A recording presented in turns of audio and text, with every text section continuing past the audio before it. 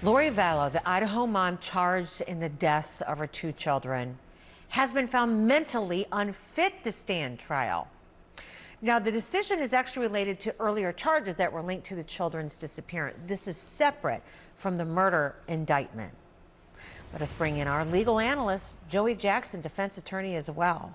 So if it's separate from the murder indictments, that means it's in a whole separate courtroom. And does this impact what could happen there? Howdy. Yeah, Robin, good morning to you. It certainly does. So while it relates to a separate proceeding, just bringing everybody up to date, of course, she was charged in connection with the abandonment of her children prior to, of course, being charged with their murder. In addition, she was charged with concealment of evidence relating to that case. And so those are separate charges. However, about in March or so, what occurred, Robin, is that her lawyer said something is amiss here. And what I believe to be amiss is her mental capacity. As a result of that, a mental evaluation was ordered. She was apparently clinically evaluated and reviewed by a psychologist who determined her unfitness. And even though it applies to that case, it will certainly spill into this one. Why? Because a competency examination is about your ability to stand trial.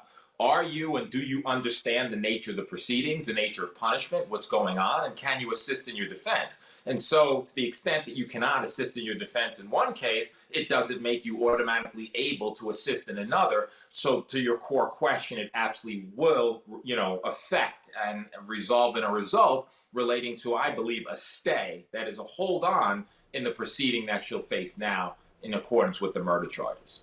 Okay, so obviously if you're a prosecutor, you're wanting to fight this decision. So what are the chances, what would have to happen for her to be able to stand trial?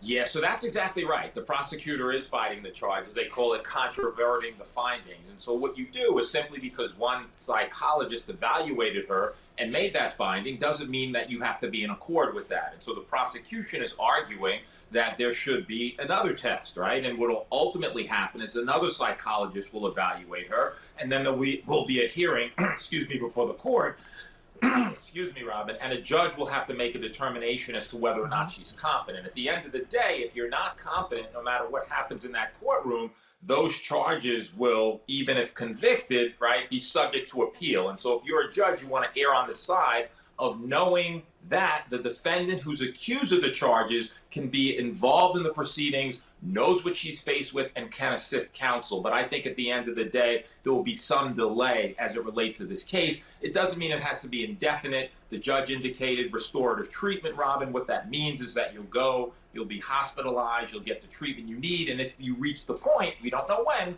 that you can stand trial, indeed, that's exactly what you'll do. And just to be clear, it doesn't mean you get off from the case. It doesn't mean you never face any type of justice. It means justice is somewhat delayed. And that's where we are. Got it. Joey Jackson, thank you.